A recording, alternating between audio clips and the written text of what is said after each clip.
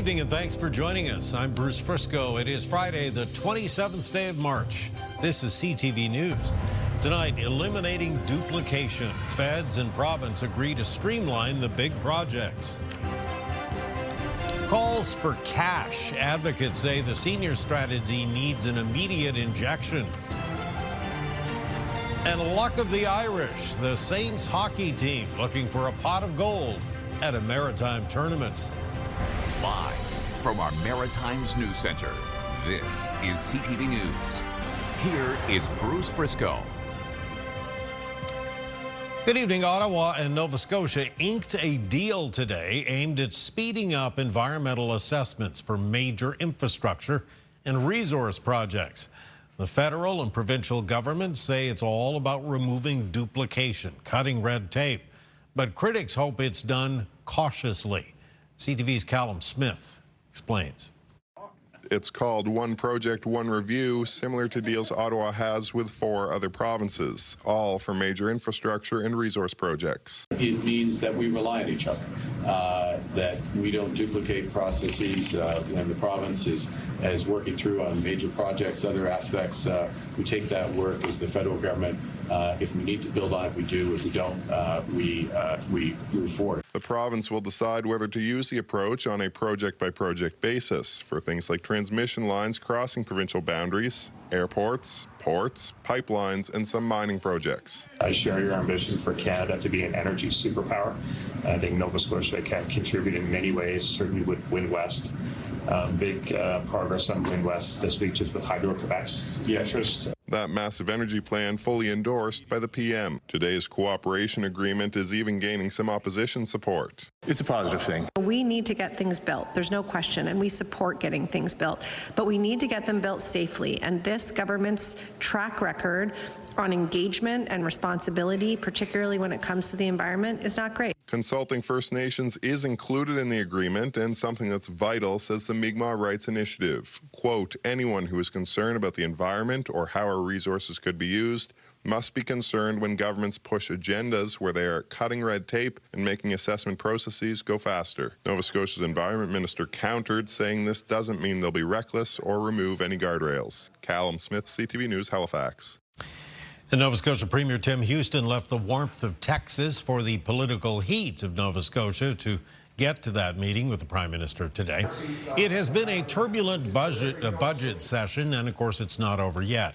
Houston had been attending an energy conference in Texas and was criticized for missing debates and votes in the legislature.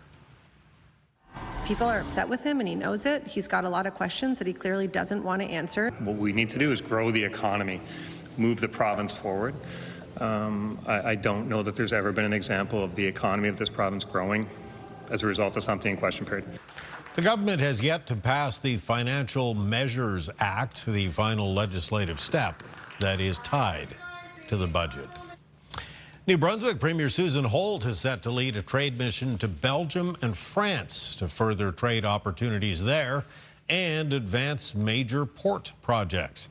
In a news release, the province said Holt will be joined by representatives from Opportunities NB and Intergovernmental Affairs, as well as the CEOs from the Port of St. John and the Port of Belledune. Get the Maritimes top stories, breaking news alerts, and watch live. Download the CTV News app. Police in Fredericton investigating the discovery of human remains following a fire on the north side of the city. Emergency crews dispatched to the small structure fire in the woods behind Two Nations Crossing yesterday. This was about 5:40 p.m. The remains were found inside after the fire was put out. The New Brunswick Coroner's Service is involved in the investigation, and no other details have been released by police. A police officer in St. John has been charged with assault in connection with an incident that happened last July. The Serious Incident Response Team says it was first contacted by city police regarding the use of force by one of their officers during an arrest on July 5th, 2025. Constable Michael Jackson has been charged with assault causing bodily harm and assault with a weapon. He'll face a judge in June.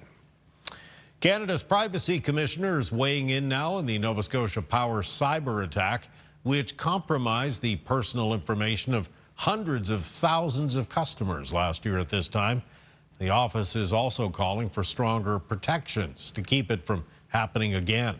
CTV's Hafsa Arif has details. It started with one click. Last year, an employee downloaded malware from a compromised website, which resulted in hackers moving through Nova Scotia Power's system, stealing data, and eventually launching a ransomware attack weeks later. Important for us to share how these kinds of things happen so that we can all learn from them. It's not about blaming the individual employee. This stuff happens every day all over the place. And in this particular case, it's impacting 900,000 current and former customers. Canada's Privacy Commissioner notes changes need to be made moving forward. In a statement, the Commissioner says the investigation into the Nova Scotia Power breach is still open, and my office continues to monitor the company's commitments to further safeguard personal information to ensure that they are fully met. Nova Scotia Power has said, yes, we are committing to improving these things. But what Canadians have to realize is they really don't have to. There's no consequences in this country for massive failures. Meanwhile, the utility is also committing to deleting stored social insurance numbers. But for many customers, the damage is already done, which is why a class action lawsuit has been initiated. It still doesn't take away from the fact that the privacy breach caused damages or potentially caused damages to the customers, and they should have perhaps acted better prior to that breach. And while regulators can demand changes and monitor compliance, the consequences themselves are limited. They can ask them again to add more information. They can make further recommendations and requirements, but they would not be involved in a civil suit. For now, it's about fixes and follow-up. But for many, whether it's experts or customers, the bigger question is whether strong protections and laws will ever come. Hafsa Arif, CTV News, Halifax. Meantime, St. John's energy grid is getting a significant upgrade. CTV's Avery McRae has more on that. St. John Energy is about to power up. We need to build a grid that can carry more clean power, connect more regions, and support more industrial and economic growth. That's why Ottawa and the Port City Utility are splitting the bill on a $19.5 million modernization project of St. John's electrical system called Grid Forward. Around 20 kilometers of underground line will be replaced around the city, the bulk of which is located in the uptown. The upgrades will also see the implementation of smart switches, which will automatically reroute power when an outage occurs. We do not have to deploy crews to manually operate the switch. They can be done from the control room here.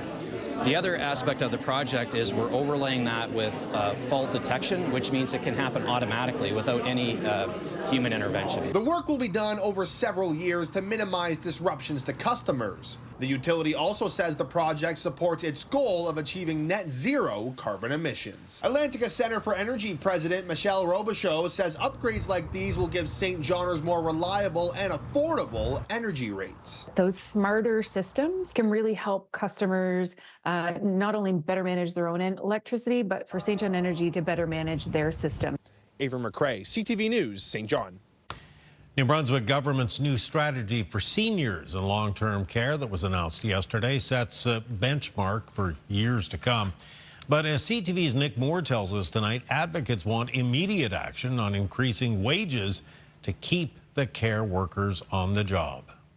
Madam Speaker, I want to talk about seniors. Premier Susan Holt closed debate on the budget in the legislature today, touting the $993 million earmarked for a new seniors long-term care plan revealed on Thursday. Something that was long overdue, with work being done by previous governments but never getting over the line. Jan Seeley is CEO of the New Brunswick Special Care Home Association and says while it is positive to have a plan, it falls short on increasing wages for workers. Business case is strong. If you don't find a way to entice young people to get into this job of being a PSW in the community,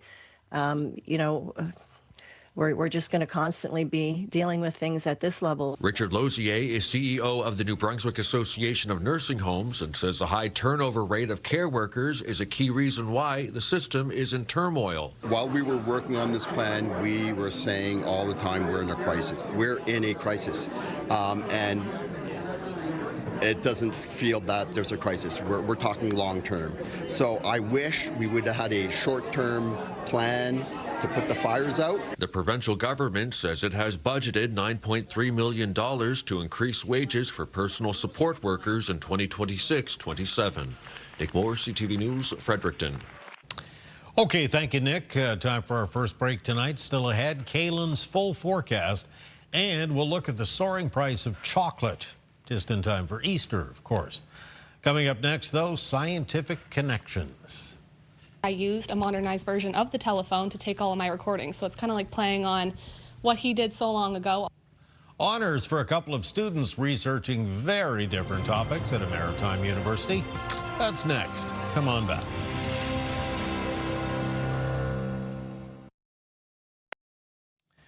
A couple of Cape Breton University students are being celebrated for very different kinds of scientific research.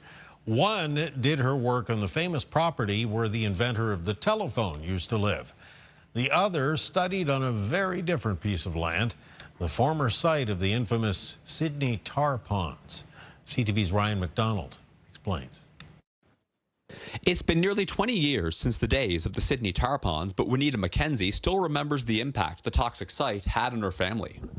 The sickness and that was going on, and the leaching of the chemicals that were bubbling over on the ground, the smell. McKenzie was among a number of nearby residents who fought to be moved away from the toxic sludge. Though the area has long since been remediated, she still has concerns about its safety. Everything's pretty when you doll it up, but it's what's underneath the package that you don't know what's there. Growing up in school, we learned so much about it. I mean, everyone around here knows what the tar ponds is. Hannah McKinnon is too young to remember the infamous waste site, but recently the Cape Breton University biology student did research that compared data from a species of fish collected in the area back in 2007, when the tar ponds were still there, to the health of the same type of fish now. So now there is no significant difference in the pectoral or pelvic fin ray symmetry. Back in the day, the tar ponds were more asymmetrical in terms of their fin ray count. It means that they're eating more, they're in a healthier condition. I used a modernized version of the telephone to take all of my recordings, so it's kind of like playing on what he did so long ago. Also being celebrated by CBU for her research is Lara Dalton, who spent last summer at Bembrea studying bees in the former garden of Alexander Graham Bell and his wife Mabel Bell. Obviously, bees are very important for agriculture and pollination with the fruits and vegetables there, so it's kind of bringing both of the interests of the Bell family to like modern time. Back here at the former tar ponds site, which is now Open Hearth Park, the toxic waste is still buried underground. Basically, they just mixed the contaminants with cement and then filled it over. But that doesn't stop people from using the park regularly, and it didn't bother McKinnon when she was doing her research there. I felt safe there conducting the sampling this summer, yeah. Both students placed in the top 3 in their categories at the 2026 Science Atlantic Environment Conference held earlier this month at Acadia University. Ryan McDonald, CTV News, Sydney. Thank you, Ryan. We'll take a quick little break here, but when we return, it's your complete maritime weather forecast. Another weekend upon us, last one of March. Kaylin will tell us what to expect next.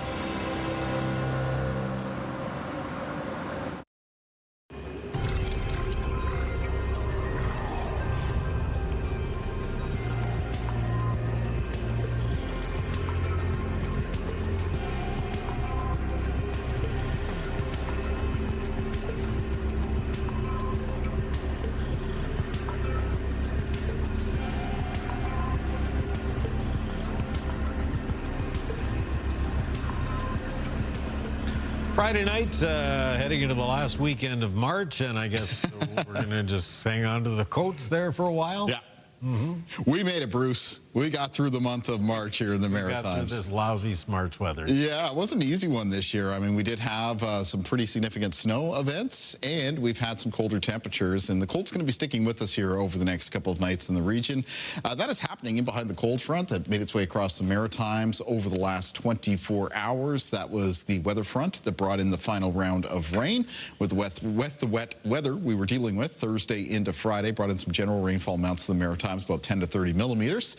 Not much rain expected for tonight. Instead, it's just going to be a few clouds around and those very cold temperatures that will, of course, be around for the start of the day on Saturday. And even in the afternoon, as the temperatures recover a little bit, it's going to be chilly to cold across the region by the standards of late March. And it's another cold night, Saturday night into Sunday morning. There is expected to be a little bit of a higher chance of flurries coming across New Brunswick overnight and early Sunday morning. And then a chance during the day on Sunday that a few of those flurries could cross parts of Prince Edward Island and areas of Nova Scotia. Winds in the forecast for tonight remain out of the north, and they're out of the north for Saturday as well. They won't be quite as blustery as they were today. Most of the gusts tomorrow in the range of around 20 to 30 kilometers per hour. Low temperatures for tonight in the province of New Brunswick, mostly falling into a range of around minus 11 to minus 15, except colder in the north of the province. There between minus 17 and minus 20 in the area from Edmundston, Grand Falls, moving up towards Campbellton, Dalhousie. In Prince Edward Island tonight, a lot of low temperatures between minus 9 and minus 11. And for Nova Scotia tonight, a lot of low temperatures between minus 6 and minus 10. In some interior areas, especially up towards the north and in the east, could have some low temperatures as cold as minus 11 or minus 12 for a few communities. Highs in the forecast for tomorrow in the north of New Brunswick between minus 5 and minus 7, with central and southern parts of the province as well, with daytime high temperatures remaining below the freezing mark. For Prince Edward Island tomorrow, high temperatures for most communities will be around minus 6, minus 7, so it's going to be a colder Saturday. You have a low chance of some flurries, about a 20 or 30% chance for any given community, as there will be around the North Shore and in Cape Breton for tomorrow. Most of the high temperatures minus 4 to minus 7 there. On the eastern shore around the Atlantic coastline, some high temperatures up to around minus 3. Minus 1 for Musquodoboit Harbour for tomorrow, as well as city centres Halifax and Dartmouth. Enfield minus 3 though, minus 4 at Truro, minus 6 at Amherst. It'll be chilly in the afternoon for the Annapolis Valley, Kentville, Wolfville, Middleton, all around minus 3. Same thing goes for Digby. On the south shore of Nova Scotia and in the southwest for the coastal communities, the high temperatures between 0 and minus 2. Taking a look at the 7-day outlook for New Brunswick. Chance of some flurries on Sunday. A scattered mix of some flurries and showers on Monday. After that, on Tuesday during the day, increasing cloudiness, but a round of snow turning over to rain coming in Tuesday night into Wednesday. That rain moves through it and behind it. It's a mix of sun and cloud for Thursday and Friday of next week, and temperatures will be cool. Wednesday, of course, is April 1st, so we've got some April rain and showers right at the start of next month. For Nova Scotia in the forecast, there's a low chance of flurries on Sunday, a scattered mix of flurries and showers on Monday. Increasing cloudiness on Tuesday next week with some rain moving in Tuesday night. It'll be later drizzle and fog during the day on Wednesday, but a final round of rain to clear through Wednesday into early Thursday morning. After that, it's a chance of flurries next Friday. And for Prince Edward Island in the outlook coming up for the end of the weekend on Sunday, some isolated flurries, scattered mixture of some flurries and showers on Monday. Tuesday night, we'll see snow turning over to rain with some further periods of rain on Wednesday. And then in behind that, it clears to a mix of sun and cloud with cooler temperatures. Bruce. Okay, well, I guess we're heading the right way with some double digits in there. Slowly but surely. Slowly but surely. Okay, step aside for a moment. Stay with us. There is more to come.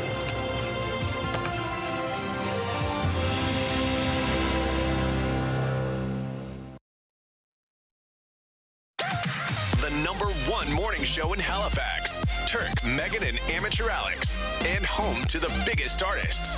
Halifax's #1 hit music station. 101.3 Virgin Radio. So Easter is just over a week away now, and if you haven't picked up any of those festive treats yet, you may be in for an unpleasant surprise at the checkout. As CTV's Vanessa Wright tells us tonight, the price of chocolate is up again this year. Experts say chocolate has silently increased by 10% since last year.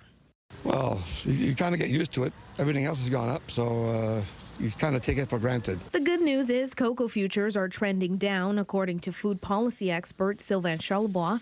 The bad news, prices aren't expected to drop until next year. Be careful with sales. They're not really sales. They'll show you a chocolate bunny that is on sale 10% off, 20%, but they're not really lower priced compared to last year, unfortunately. It's a reality the owners of Whim Chocolate in Halifax know all too well. The price of their base chocolate has increased by 100%. We are really committed to keeping our quality at the highest standards that we possibly can. And that may involve an increase in price, but we're not going to compromise on the quality of our chocolate. As for whether Easter sales will be affected by current chocolate costs, Parker says they won't know the full scope until after the holiday. You could have one person that comes in and buys everything that they see. You know, money's not an object. And other people are like, oh, well, you know, I might just get one instead of, you know, multiples that I would have gotten in the past. Vanessa Wright, CTV News. Okay, thank you, Vanessa. Time for one final break tonight. Coming up, a hockey team from Ireland hopes to make some history at a maritime tournament. First, though, it's your wake-up weather. Here's an overhead live shot of the Halifax Armdale roundabout. -2 right now, heading into Saturday. Kaylin's wake-up weather is coming up next. Saturday morning, 28th day of March. Let's kick it off with a wake-up weather in Kaylen. Yeah, certainly a bite to the air for Saturday morning around the Maritimes. Temperatures several degrees below the freezing mark. Some, especially in the province of New Brunswick, but also a few areas of Nova Scotia. Prince Edward Island may start the day with some temperatures down in the minus double digits. While there is a little bit of improvement for the afternoon, it's still what I would describe as a chilly to cold day for the region. At least the winds will be down a little bit out of the north, sustained between 10 and 20 kilometers per hour, but the daytime high temperatures mostly remain around a few to several degrees below zero. Bruce. Okay, thanks, sir. Have a good weekend. Well, the annual SEDMA tournament is happening now. And the Saints hockey team from Ireland has once again made the trip right across the Atlantic. This is their third year in a row to do this, and they're looking to make some history by winning in their respective divisions. CTV's Mike Lamb was there when the Saints came marching in. It's our third year. We have two teams in our U13s and U15s. This is a tournament that we really enjoy coming to. It's well run. So back home we lack rinks. We have one, and our team consists of players from all over the country, both north and south of the border.